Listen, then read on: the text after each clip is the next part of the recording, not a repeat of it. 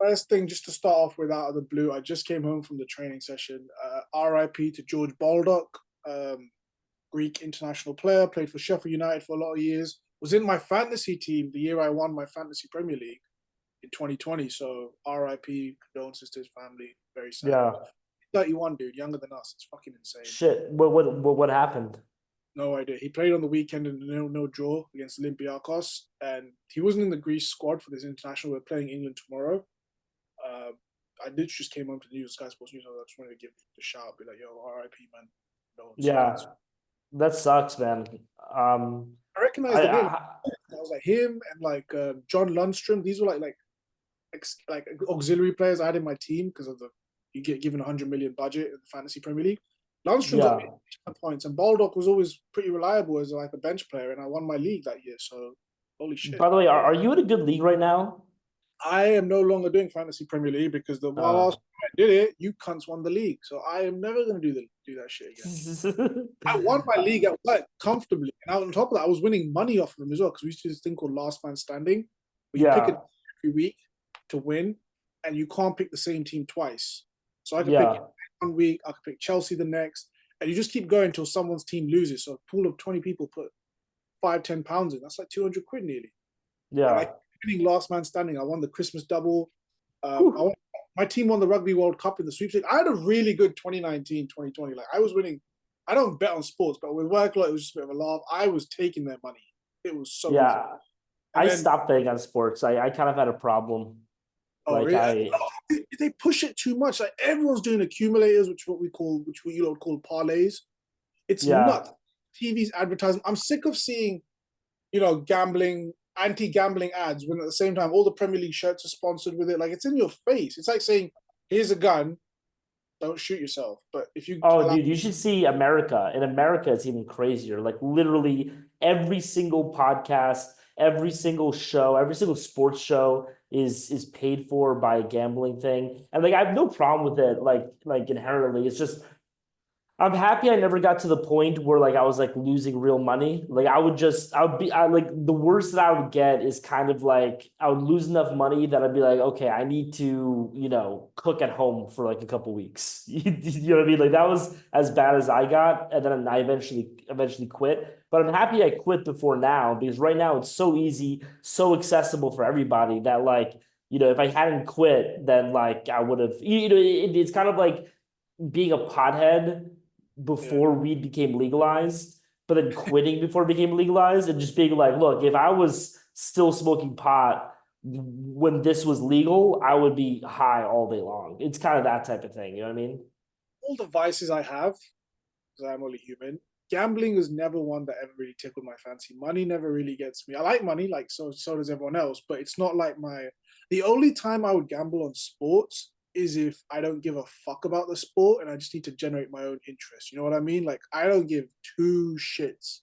Like I don't even care enough So cricket. I hate for cricket. me, gambling, because I have like a big ego and I'm pretty narcissistic. And so gambling really scratches that itch because Right. it's not even about winning the money, it's about being right. Yeah. You know So what I I mean? have It's about being correct about stuff, and that is the thing. Like even when you hit like a three-team parlay, it's not even like that you won the money. The money's great, but it's the fact that you were right about that is see. like the thing they I, care about the most. that's what I like. So what I do is I wouldn't say I'm a gambler. I'm a gambling cuck because I give other people advice and I get high off the fact that I was That right. you were right, yeah, Chelsea played Forest this weekend. One of my friends, the guy that does the training, he obviously puts a lot of these accumulators on. And he was, oh, Chelsea win. I go, bro, I don't know. I'm not saying Chelsea aren't going to lose. I'm not saying Chelsea going to lose. I just don't think they're going to win. And Chris was yeah. Forest 1-1. And he lost money. And I'm not happy about that. But at the same time, I was like, told you so. Like, that just gave me like this little 30-second serotonin boost. And I was like, I do have to say like one thing about gambling, and then we'll get into actual football, but like one thing about it, I remember I had a friend of mine who was talking about like you know him Struck. He yeah, was talking about how people will like trade stocks on paper.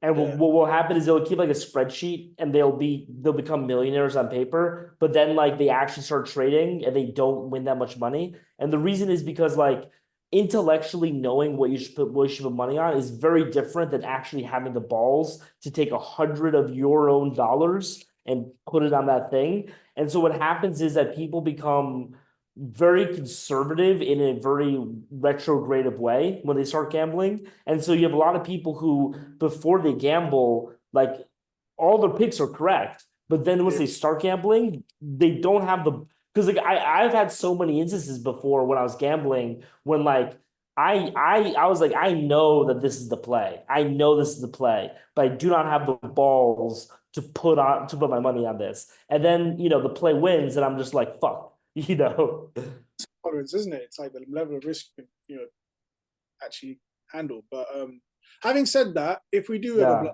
this podcast ever blows up, we're not going to say no to gambling sponsors. No, not, no I'm way. not, I'm not above, saying, if Paddy Power, any of these guys, DraftKings, any of these big boys want to, start giving us money, shit, I'm shameless. We'll happily support. I'm not against it, but yeah. I mean, for me, I don't even consider me being shameless. I think it's a completely legitimate way to spend your money. You know what I mean? I think you should be able to do it. You know what I mean? Like, that's that, like, even though I'm talking this shit now, like, fast forward 6 months, if we get a sponsorship, I'm not shameless enough to say, yeah, fuck it, give us a sponsorship. We can just I'll go back on my word. Fuck it. So yeah, so we have the international break coming up. I'm assuming it's just like club like friendlies, right? It's not like anything important. Nations League, so that bullshit we've been talking about before. So England are playing Greece at Wembley. By the way, if we do get sponsors, Monster Energy. I drink so much Monster Energy on camera that like I do not know why I've not been sponsored already. Like I literally in every video I'm taking a sip of this. So Monster Energy, get off your fucking fat ass and sponsor me, you bitch. I am a slave to sugar, so I've been too scared to try that Prime shit. I heard that shit's blowing up though. Prime is a deadly fucking that shit's so for me, and I mean we're kind of like veering off of the subjects, but like the reason why I drink sugar free is because a friend of mine actually sat me down, and I probably would have had diabetes by now if he didn't say this to me. He was just like, look, I took a Red Bull, it was like a 12-ounce Red Bull, and it showed me like 26 grams of sugar in it or something like that, right? And it was the same amount in the Coca-Cola. And he asked me, he was like, do you enjoy the taste of Coca-Cola? Like, why do you drink Coca-Cola? And I was like, because I love the taste of it. I drink way too much Coke, I should stop, right? And he's just like, okay, cool. Do you drink Red Bull because you enjoy the taste of it? I was like, no, I fucking hate the taste of it. I was like, okay, well then why are you taking all this sugar? Just take the sugar free. If you hate the taste anyway, why not just take the sugar free? And like because of that, I threw away the sugar and I've been drinking sugar free now. I'm sure it's still bad for you, but like the sugar is way worse. You know what I mean? So you're on a better level at least. yeah. But anyway, continue. Sorry, I Yeah, interrupted you. England playing Greece, not really much in it. I'm glad Kobe Mainoo's getting a rest. Harry Kane seems to have picked up a knock. John Stone's going to be captain. They're definitely going to do a minute's silence for George Baldock now because obviously, Greek international, played for Sheffield United as well. There's going to be, so he's definitely going to be noted down for him during tomorrow's game. Probably a minute's silence before kickoff. Is Southgate still like who's the manager now? Is it still Southgate? We have an interim manager, so the same way Southgate got the job was he was under 21's coach, did a decent job. They made him interim, and then he kind of got the job full time. Lee Carsley is the interim manager right now because he was under 21 manager, and he actually won the European Championships last summer with England's under 21s, which we've never done before. So fucking But he's kind of following the Southgate thing where it's like he's bringing these new players in, he's picking players based on performance. He's not really, he hasn't proven yet, I should say, really, that to be a top manager. But, who knows? Could he be the Arnie Slot to Southgate's Jurgen Klopp? Southgate isn't Jurgen Klopp. He didn't win nothing. Klopp still That's won. true. That's true. Jurgen Klopp won everything. Yeah, he did. He literally won everything. Not Europa League. That's one trophy that eluded him. Not that it means much, but I mean, he's won it with Dortmund, but yeah. What, the Europa League? Yeah. Oh, never won the Europa League. I'm pretty sure he won the Europa League with Dortmund. I think he got to a Champions final. I would bet your firstborn child on it. Not my firstborn child, yours. I'm betting I'm getting off the high. Speaking of gambling issues, let's go into it. Yeah, fuck it. No, you're right. He didn't. He didn't win. Firstborn, there we go. Yeah, no, you got me on that. Yeah. Well, so Liverpool coming back from the break, we have Chelsea, Leipzig, and then we have Arsenal. And you have I no choice goalkeeper either. Alisson's out till the end of November. yeah, I'm hoping it's mid-November. Um, because we have Real Madrid at the end of November, but You have Real Madrid just after that. You have City at home 1st of December. So it's some pretty yeah. like you predicted correctly. Your next month and a half fixtures are going to be make or break. I mean, the thing is that, Colin Kelleher like gets overlooked, but I think he's a really good keeper. Like I've watched a lot of Colin Kelleher with Liverpool, and there's never been like yes, they're all like cup games, and who cares about that? But like there hasn't been a single moment with Colin Kelleher where I've thought to myself, oh, he fucked that up. And you think about like fundamentally as a goalie, that is kind of your job, not to fuck things up. And even like he's had some good saves. Like I'm feel confident with him. I mean, going up against Real Madrid, obviously you'd want like an Allison, but like Colin Kelleher, even against Arsenal, like I'm completely fine with him. Yeah, he actually came out and said he's going to leave because he doesn't want to be second fiddle anymore. So it's very interesting because Allison has something like a 7-year contract, which rightfully so because he's a goalkeeper. He can last a long time.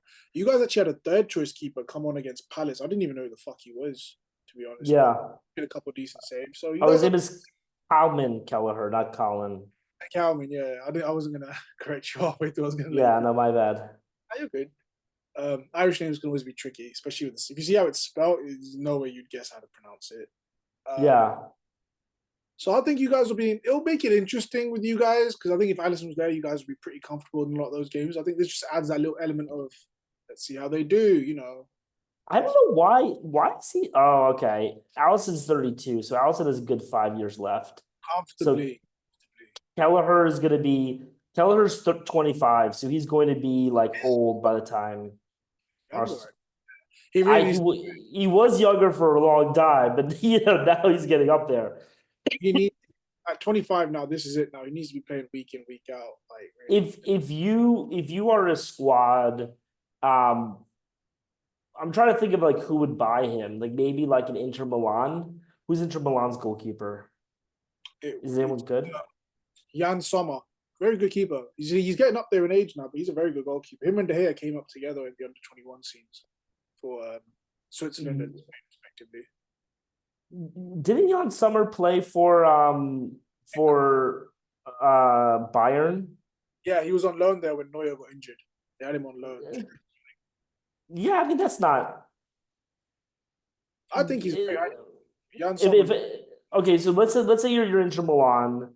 Jan Sommer's 35. He's never really done anything in his career. Like, let's just be honest. He hasn't really done anything great. Like, are you paying 25 million for Kelleher? I mean, you lot, you're so good at selling players. You might even get 40 for him. Where you lot sell your players, fringe players. It's Yeah. ridiculous. You lot get done. So I actually kind of think Kelleher might stay in the Premier League, and maybe like Villa have Emi Martinez.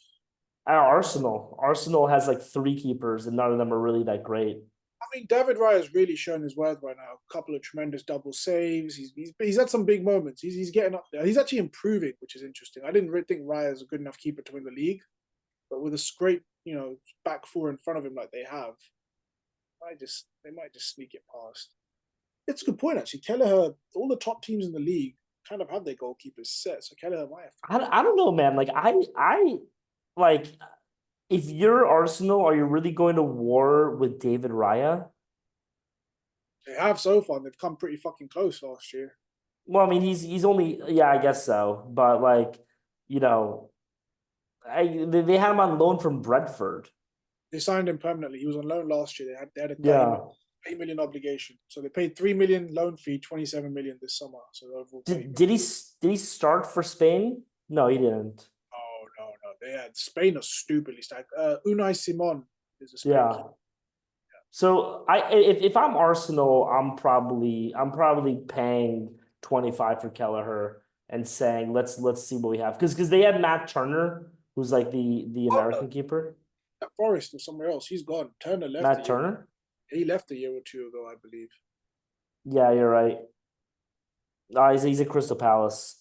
Palace. Um, but yeah, they've just I don't think Arsenal have a really strong keeper, and if I was them, I would 100% pay for A Colin team Kelleher. like team like your Brentford, sorry, because they lost Raya to Arsenal, so I don't even know who Brentford has right now. But a team like Brentford, solid mid-table league team. Keller goes in, improves them. Maybe they get like top 8, top 10. Yeah, but if you're Kelleher, are you really leaving Liverpool for Brentford? The league's so strong financially. The wages that can be offered for a couple of years. Keller could go here and then really establish himself and get that next big move to be established. You never know. And with you guys, you lot might sell it. Honestly, this is not even the realms of impossibility where you lot give him to Brentford for, let's say, 30 million, whatever. In a couple of years, he becomes a world beater. You lot buy him back when Alisson's done good and ready. Even though you got that Georgian kid from, where did you lot Oh pick him? yeah, we just got a Georgian kid too. You got him from Valencia. He's going to come next year. So I think that'll be your Marmachivelli, whatever his name is. He's young, 22, good He's shot. Good shot stopper. yeah. I haven't seen I his mean, district. at that point, look, I'm look. Should people listen to what I say? Of course. Should every team be watching this show to find out exactly what they do? I assume they already are. And so if you're Inter Milan, like buy Colin Kelleher. And I mean, like I wait 1 second. I just want to check the age on this. No, never mind. I was about to say I was about to mention Thibaut Courtois is up there in age, but he's only 32.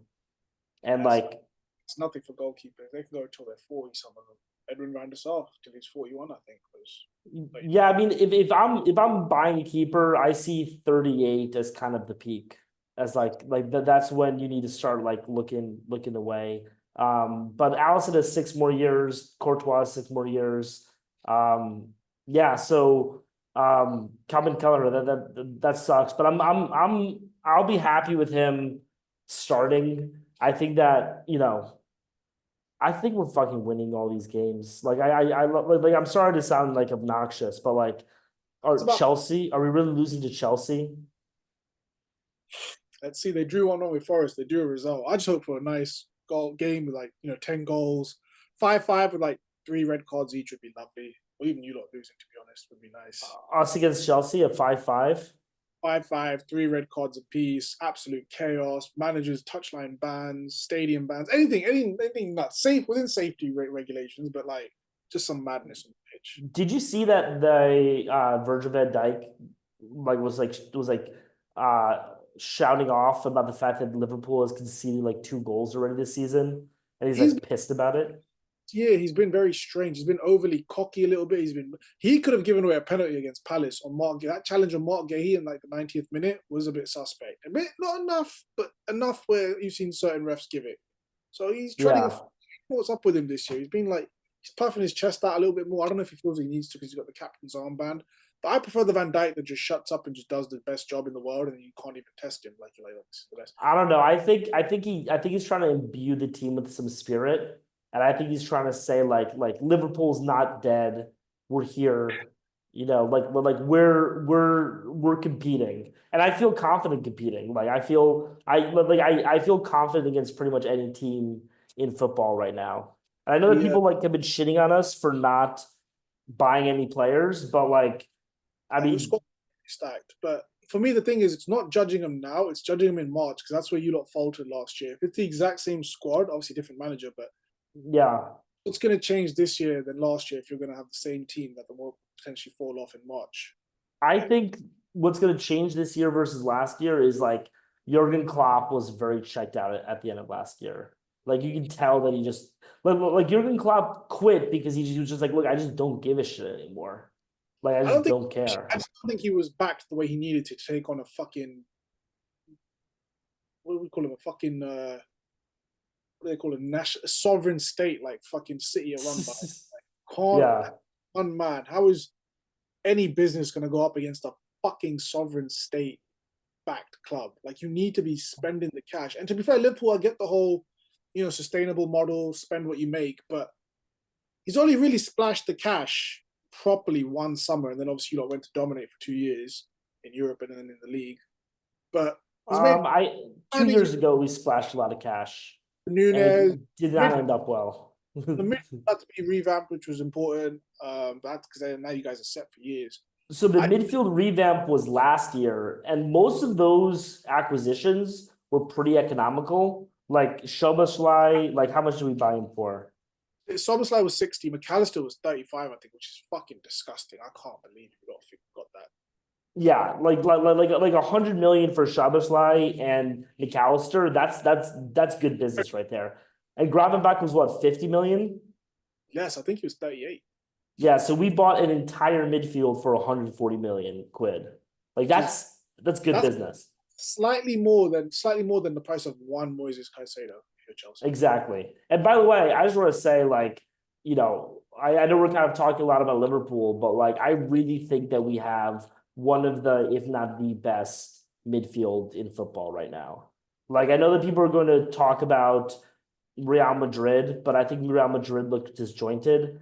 Without Um, Cruz, it's a different midfield. I think you guys are definitely up there. I think City not having Rodri, if we're talking about right this second, you guys have a better midfield. It sounds crazy, but I think without Rodri, City's midfield can be a little bit. But there's talks of them going in for Zubimendi in January. There's Edison from Atalanta. Like City are going to definitely buy someone. It's just going to be a piss take. I mean, City are the one team that I think I would really be willing to concede have a better midfield than us. The one knock on City, I'd say, is that like, and I mean this is also an asset, but like I think it's also kind of a knock, is that like, okay, Rodri is one of the best defensive midfielders in football. And De Bruyne, we've talked endlessly. Like you and I have sucked De Bruyne's dick so much that like, our mouths are sore. But like their third midfielder, like it changes all the time. Like we don't really know who that third guy is. Should be Foden. Foden should be playing more and more now. I don't know. Guardiola does these weird things where he doesn't play players for extended periods of time, whatever. So I think the fact that Foden's not really starting that much at the moment is insane. That Savinho kid looks fucking good. He looks tidy. I would say like about Liverpool, like one thing that I feel very confident on is that we still have the best center back in football. Like Virgil van Dijk, I think is still. I mean, I know he's getting old. I know his legs are kind of getting tired, but like, who is a better center back in football than Virgil van Dijk? Psychologist in me is saying thinking out loud is the reason Virgil's puffing his chest out more this year than any other year is because he knows he's on the decline. You know what I mean? 1000%. I completely agree. But he's puffing his chest out to psych himself up to give 100% every single game. I would say he's slightly at the moment. See, there's Ruben Diaz, there's Saliba. Saliba is just one step below. He's almost there. He's the heir. He's the heir to Premier League's best centre back in a year or so. It has to be Saliba, but he's still not there yet. So you'd have to say between Virgil, Ruben Diaz after 2023 hasn't really been the same. That was his peak.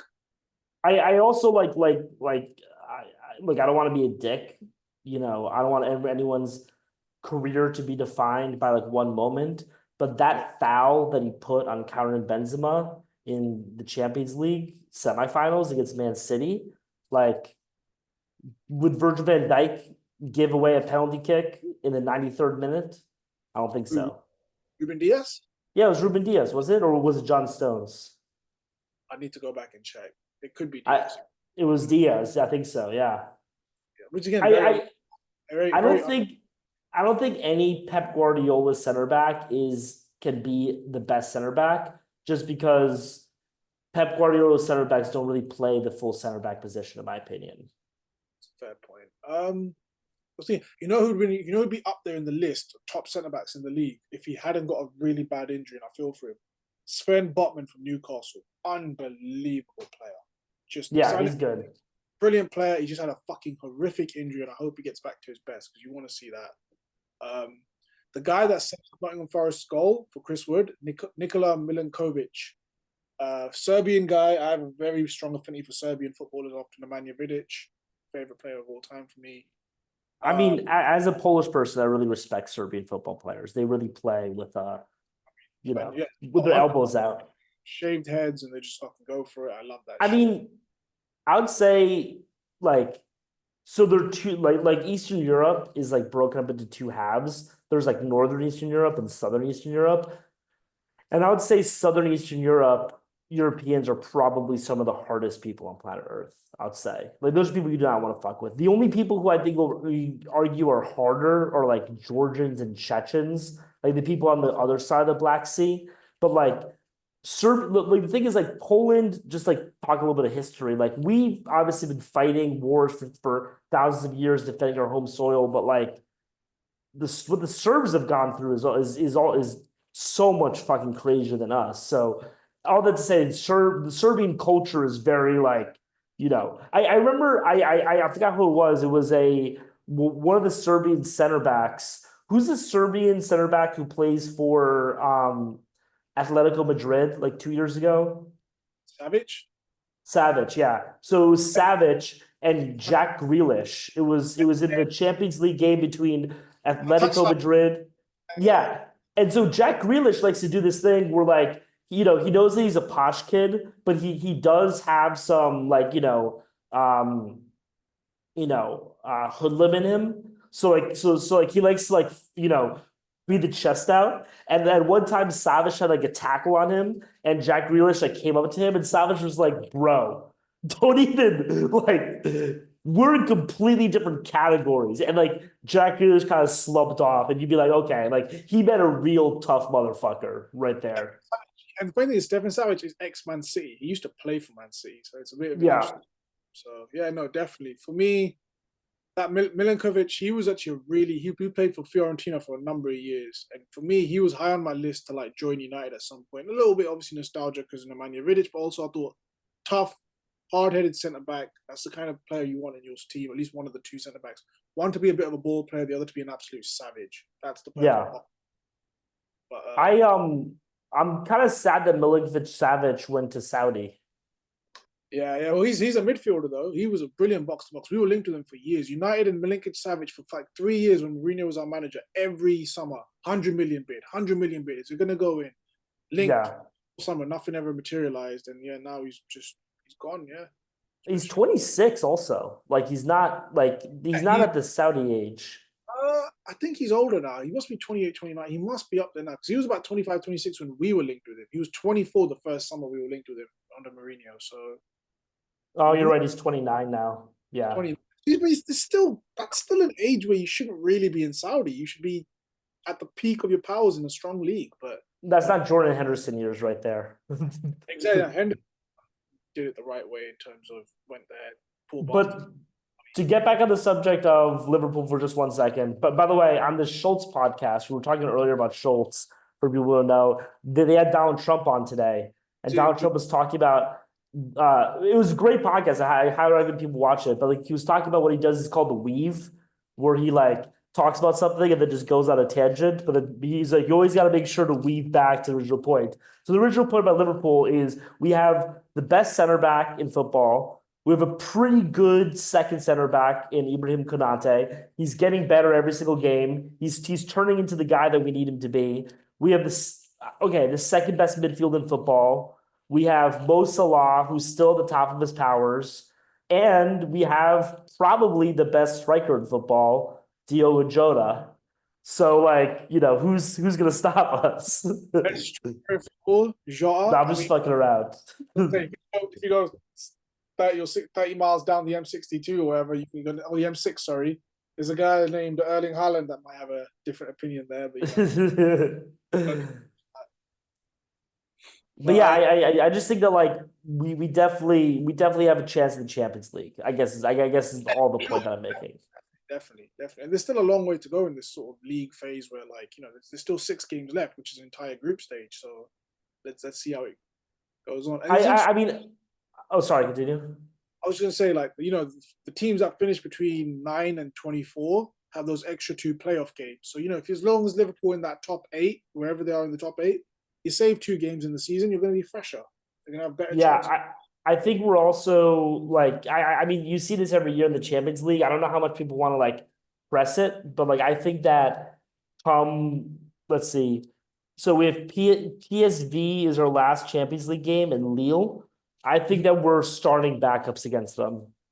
Yeah, if you're already up there, why not? Yeah, just take it easy on your squad. It doesn't make sense to risk it because I don't know how it works in terms of like if you're the top 8, in whichever order, let's say if you finish like sixth or you finish second, does it really impact you in the next round draw? You're in the top eight, you're gonna be going through automatically.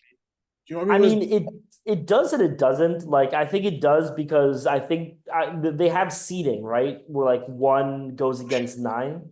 Oh no, I'm not sure. Again, you might be right. I'm not sure. This is the bit where I need to do a bit of research because this is the first time they're doing this first season. We don't know until we get to that stage properly. But in the group stage, the point was that even if you're already qualified, you want to finish top of the group because then you get the second place team in another group.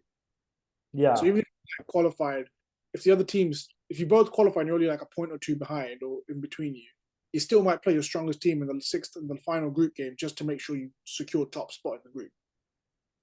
I don't know. It would make sense if that something like that did apply in the new format to keep the consistency, but I'm not sure yet. I'd have to go back and take a look and see.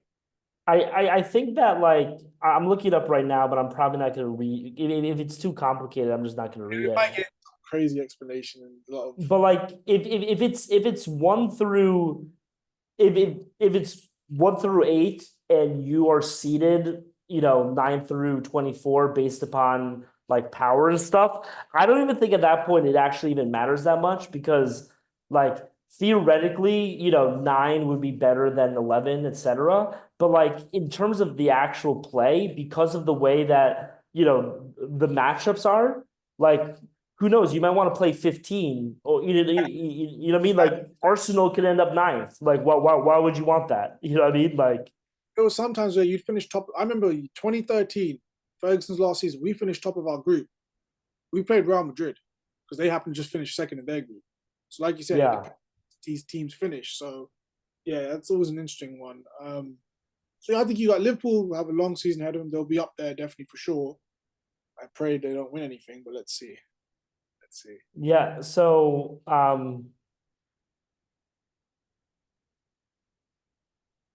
wait, what?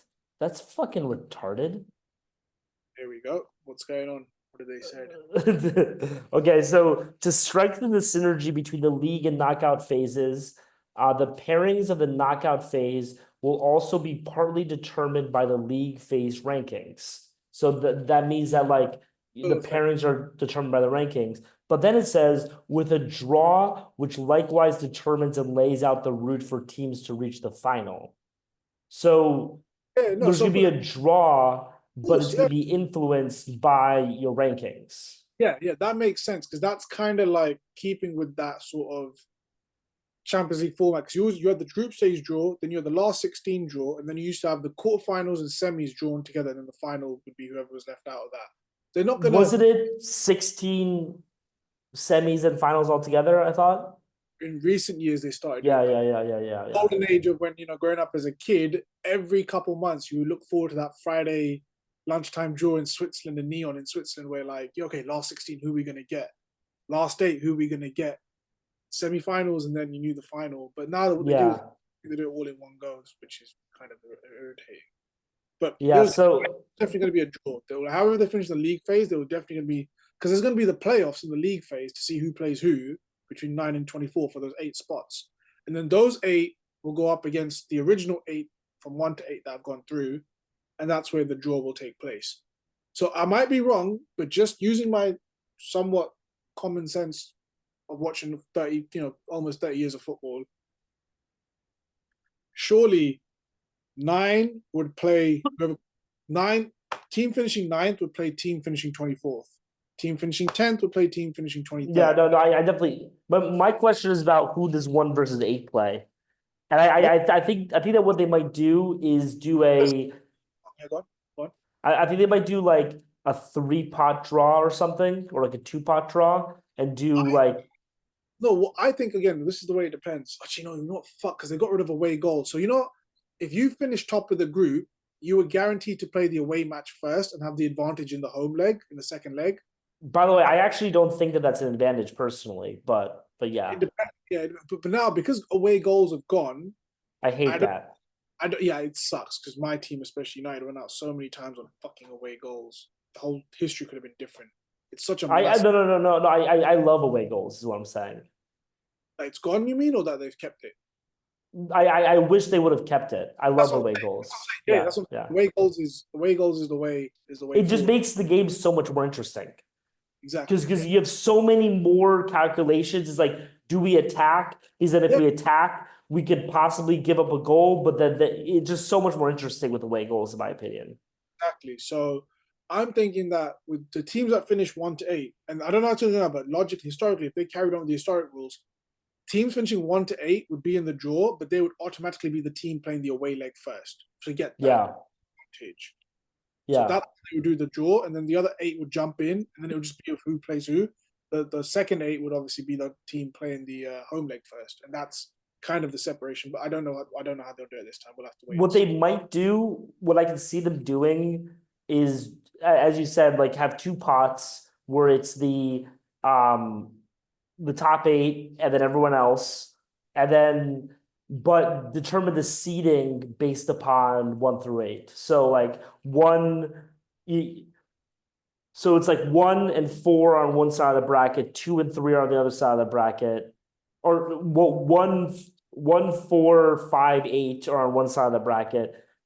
So there's that aspect of it. But all to say, like I think that if you're in game 6, and even if you're not mathematically in the top 8, if you're basically in the top 8, I'm resting.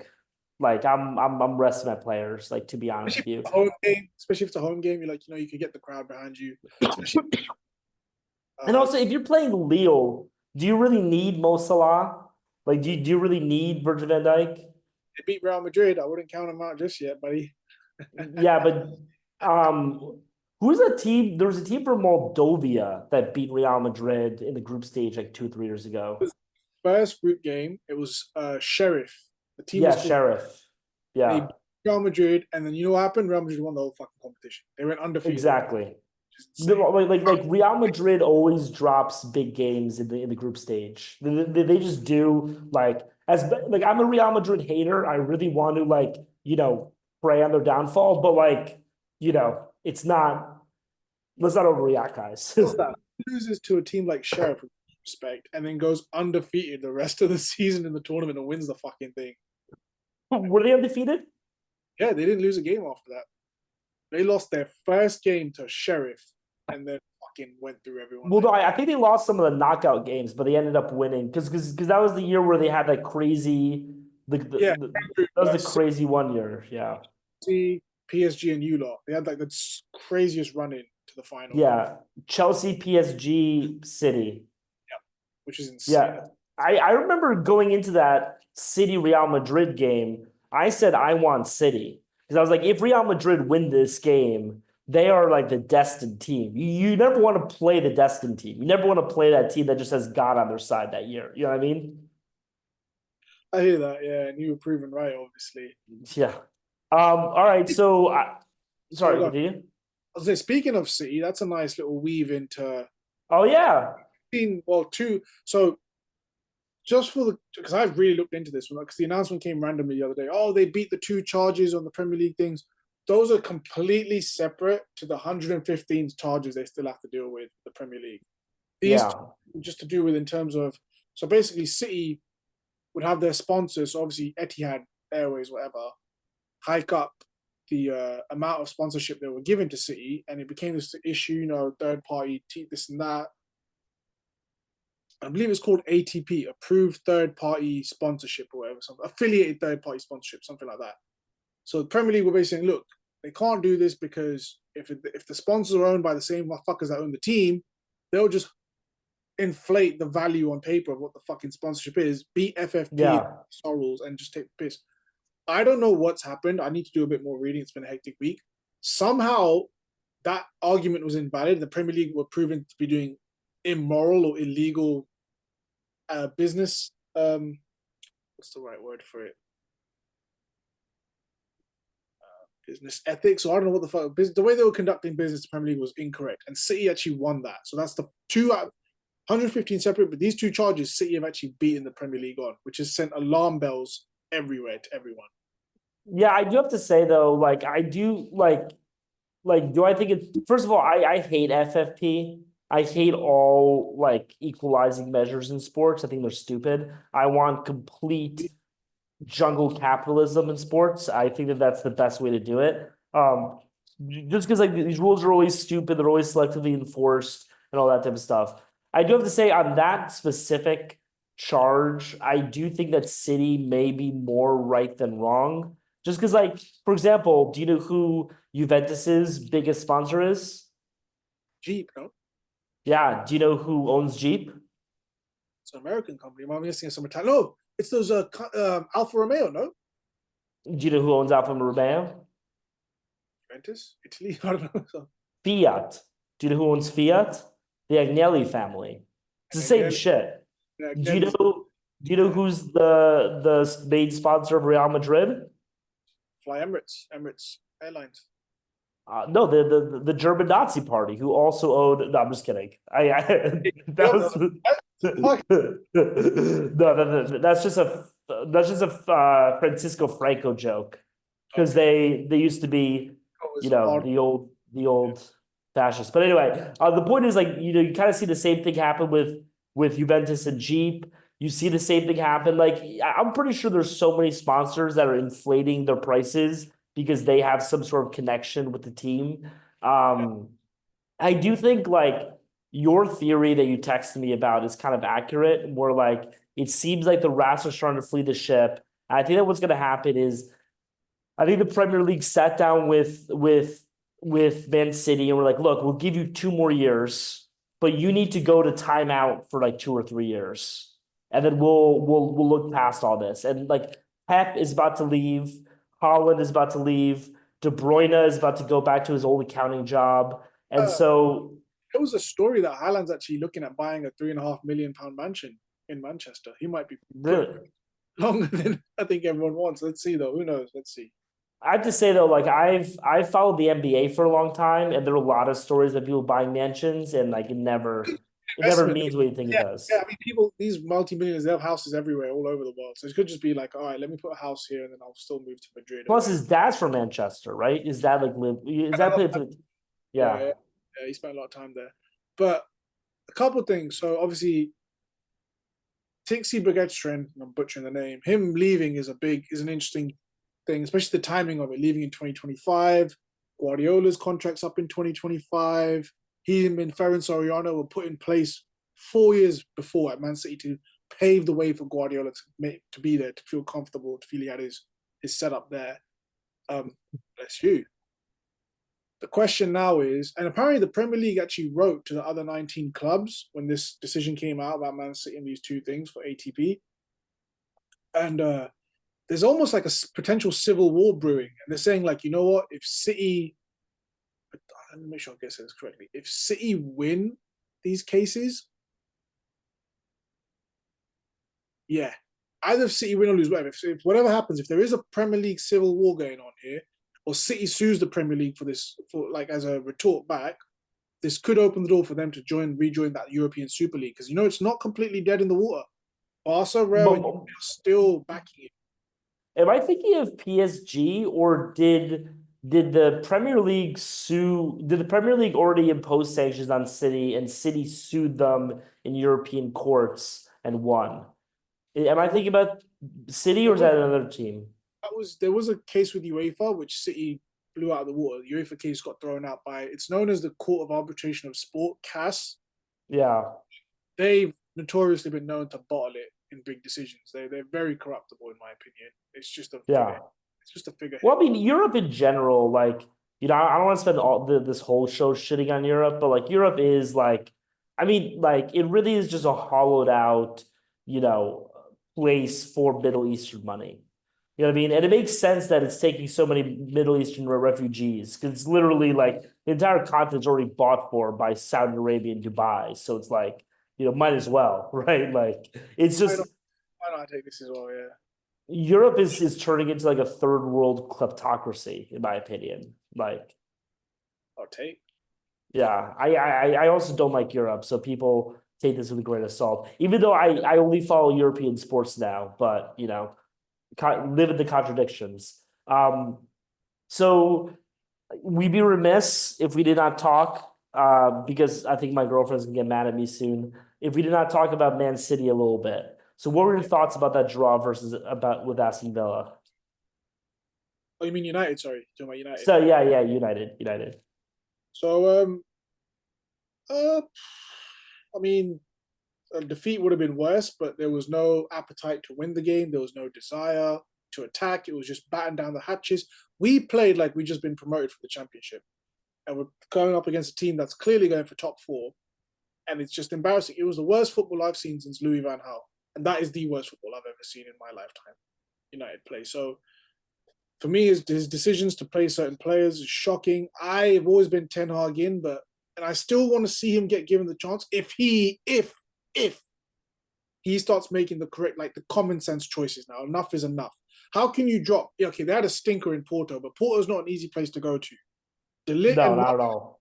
De Ligt and Martinez get dropped after one bad performance. Martinez has been coming up to 2.5, 3 years. It'll be 3 years at the end of the season. He hasn't put in one bad performance. Puts in one bad performance. So does De Ligt, not looking great, looking a bit shaky. Drops them immediately for Villa. Rashford's still playing. He's still playing, and people point, oh, we have more options in defense than we do on the wing. Where is Ahmad? Where is he? He's our best winger all season so far. Didn't start against Liverpool, didn't start against Tottenham, didn't play against Villa. What is going on? Make it make sense. It's like he's trying to throw the job on purpose. I said, fuck, if you are going to sack me, I'm going to fuck you up even more. Now, I don't think he's like that. He's got integrity, but it doesn't make sense anymore. Yeah, I mean, I think that like The fact that 36-year-old Johnny Evans was our man of the match tells you how we played that game. yeah. I mean, he did play very well though. Yeah, because we were set up to be box defending. That's Yeah. what a team that's just been promoted from the championship does. And even they I don't mean, do it. Burnley under Company went to attack.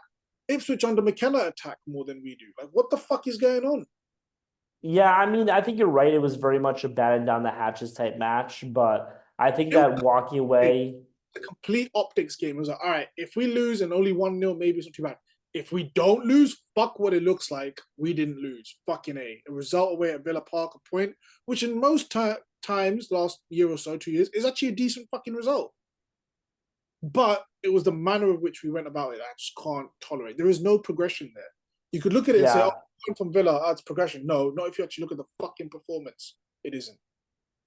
So yeah, yeah. shock. I mean, I think he just kind of wanted to make it through that match. As we've been talking for a while now, I think that mid-October is the time that you guys are going to start going on a run. And so if by the end of October you're not like you there's no reason why you shouldn't beat Brentford, West Ham, and Leicester. And if you don't, then like I'll start to agree with a lot of your criticisms. I think that Ten Hag was just like, look, let's not embarrass ourselves. Let's get through this match. Let's get through this rough stretch. Let's just put this behind us and then go into the new part of the calendar with a The Villa fresh game attitude. Villa game was a game I wasn't even stressed about. I could care less what happened because that wasn't for me. The big game is Brentford. If we don't see a turnaround at Brentford, we are cooked. He's fucked. Then he's done. Not just Yeah, result, performance. We need to see a complete performance, and we need to score we need to win that game 3 or 4-0 to really turn a corner. the problem is that you have Brentford, and then like I know this is gonna sound like kind of a dickish thing to say, but like you have West Ham right afterwards, and like West Ham, I mean I know they're 12th, but they're always kind of a good club, and that's gonna be a little bit of trouble for you. West Ham have had a stinker this year, and the fact that they're above us in the league just tells you what we've been going through. Literally, Yeah, but like I think you could very easily go 3-0. You're going into Chelsea, tie, and then you're playing Leicester, Ipswich. Like you're good, man. let's see. I hope so. One thing I'd like to touch on, and I know you have to go soon, is Klopp. Your boy Klopp's back in the game. That's true. That's true. So I made a joke for in one of my soccer chats. It was an F1 joke though, so not a lot of people laughed at it, but it was the only reason why Klopp signed for Red Bull is so that Christian Horner would stop sending him dick pics. So for people who don't know, F1, the Red Bull team, our team principal, who's like the manager, got in trouble for sending dick pics to staff, specifically female staff. So I just constantly make jokes about it. I mean, like, I'd say this. it it doesn't make too much sense to me. Like I'm happy for him. I'm happy that this is what he chose, live your best life. But like it's not the type of situation that I think that Klopp could like one, I don't think it really helps his legacy at all. Like because none of these Red Bull teams are gonna like actually win anything unless they get a giant infusion of cash, right? But like so there's that. But then two, like if you're thinking about what Klopp is there for, right? He's like motivation, fundamentals, these types of things. That doesn't help you that much if you're Red Bull because Red Bull teams already excel at those things. All Red Bull teams every year overperform, in my opinion, right? So like, what does like I think that's a crucial thing in football is like given your budget, where should you end up? And if you can end up higher than that, then that's positive, right? And Red Bull teams, at least from my following, Leipzig and Salzburg, always end up above where they should be. They always punch above their weight. And so it's like, what's Klopp really gonna what value is he really gonna drive for them, in my opinion? So I have an interesting take. A friend of mine a couple of years ago, a very good friend of mine, when the City football group was being formed, Guardiola had been there a couple of years. He was like, "Yo, Guardiola could take over." I go, "What do you mean?" He goes, "If you think about it, with City's influence on the footballing landscape, with teams all over the world, Guardiola could imprint his style so that all managers, men's teams, women's teams, all these feeder clubs play his system. It's never been done in the history of the game. It's been done through like the Johan Cruyff eras, things like that, where like players at one club or managing one club have affected how everyone else plays. But for one guy to have direct control on multiple clubs and literally control the global game to a certain degree was very scary to me. Yeah. I'm thinking that Klopp Guardiola rivalry. I actually disagree with the legacy thing. I think this could be like another chapter in the legacy, a different chapter altogether. Where if Klopp does what I think he's going to do, where he starts influencing footballing philosophy, the coaching at Leipzig at Red Bull, sorry, with a different level of coaches, Leipzig, Salzburg, do his thing, the way of managing the clubs, the heavy metal football. You could almost have like this crazy dynasty fight of like, all right, Guardiola's a manager, Klopp's a manager. Klopp's gone to this stage. Guardiola'll still be a manager, but like imagine he's still involved in City football group somewhere. You literally have these two huge footballing. What's the right word for it? Footballing powerhouses, like these projects, and it's heavy metal versus tiki taka, and we're just seeing it instead of on a club v club in a league situation, you're seeing it across the planet. Klopp's RB Salzburg are playing City Football's Austrian club. It's like these are proxy wars that like the government's all accused of, where like, oh, if USA versus Russia is basically just Russia versus Ukraine, whatever. You could literally see a proxy war between Klopp's football and Guardiola's football on a global scale. Like obviously, I'm planning this. I'm pushing this way into like way further than it might ever be. But just as a fan, I'm just like drooling at the mouth at the idea of like, because Wenger did it when Wenger retired from Arsenal. He went and joined like FIFA's like executive council, and you're thinking, oh my god, he's gonna like, because he's always been a brilliant person in the game, mentally, like tactically and just in general, the way he sees. He was the first guy to introduce sports science into the English game, improve players' fitness. I was so excited to see what he was going to do at FIFA, UEFA when he was up at that level. He's made a few changes. He's also, I think, done some dumb shit as well. Like he's not really had that impact I wanted. So I've been left a little bit disappointed with Wenger so far on that platform. But I feel like someone like Klopp at Red Bull, Guardiola at City Football Group, this could be an epic for the neutrals to see this unfold over the next decade. And Klopp also does have a clause for certain he has a break clause in that Red Bull contract for certain opportunities. So if the German national team come calling, he'll be able to take that job. So I think he'll end up again in international management. That'll be his swan song. Yeah, I mean, I think that I think you definitely do that, but I mean, like again, what's RB Leipzig really going to accomplish is my question. Like, that's early days. Top of Bundesliga right now. yeah, but I mean, like, so let's look at this. RB Leipzig, their gross salaries for 24-25 is 100 million euros. Bayern Munich total salary budget. Bayern Munich is 300 million euros.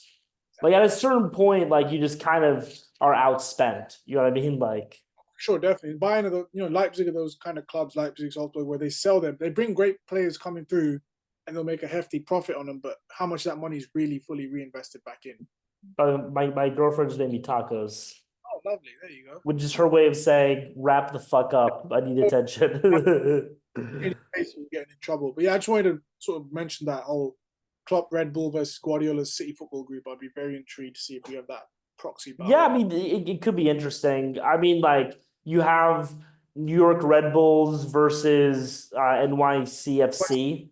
I mean, if Guardiola ends up taking the Spain job, I would love to see Klopp's Germany take on Guardiola's Spain as many times in international tournaments as possible. Semi-finals, finals, deadly atmosphere. Like, now that he's not at Liverpool and he hopefully will never go back, I can enjoy Jurgen Klopp again. Been 9 long years of shit, but I can finally be like, when he was at Dortmund, I loved him. Now I can start enjoying him in football again. I mean, the problem though is that Jurgen Klopp is a little too buddy with Pep Guardiola. I think Pep kind of got in his head.